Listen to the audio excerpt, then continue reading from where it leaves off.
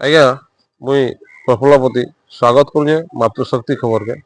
ଆଜି ଆମେ ଆସିକି ପହଞ୍ଚିଛୁ ବୀରମହାରାଜପୁର ଠାରେ ଅବସ୍ଥିତ ଥିବା ଜଗନ୍ନାଥ ମନ୍ଦିର। ଏଟା ହଉଛି ପୁରାତନ ଆଉ ଗୋଟେ ପ୍ରସିଦ୍ଧ ମନ୍ଦିର।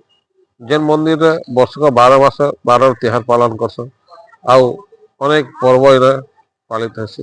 ଯାହା ହଉ ଏଇଟା ଗୋଟେ ପ୍ରସିଦ୍ଧ ସ୍ଥାନ ହେଇଥିବାରୁ ମୁଇଁ ନିଜକୁ ଧନ୍ୟ ମନେ କରସି।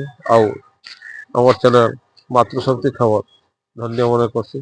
ଯାହା ହଉ ଏ ଅବସରରେ ଆଜି ଅନେକ ଭକ୍ତ ଆସିକିରି ଆଜି ପବିତ୍ର ମକର ସଂକ୍ରାନ୍ତିରେ ଶ୍ରଦ୍ଧାଳୁମାନେ ତାଙ୍କର ମନ ଖୁସିରେ ଆସିକି ଦର୍ଶନ କରିଛନ୍। ଆଉ ତାଙ୍କର ମାନସିକ ପୂରଣ ହେଇଛି। ଯାହା ହଉ ତ ଆମର ଚ୍ୟାନେଲ ମାତୃଶକ୍ତି ଖବର ତରଫରୁ ତାଙ୍କୁ ହାର୍ଦ୍ଦିକ ହାର୍ଦ୍ଦିକ ଶୁଭକାମନା ଆଉ ଶୁଭେଚ୍ଛା।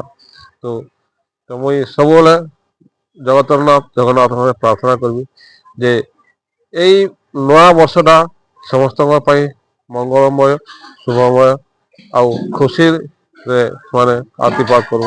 ଏତିକି ମୋ ପ୍ରଭୁଙ୍କ ଠାରେ ବିନମ୍ର ଅନୁରୋଧ ଆଉ ଶୁଭେଚ୍ଛା।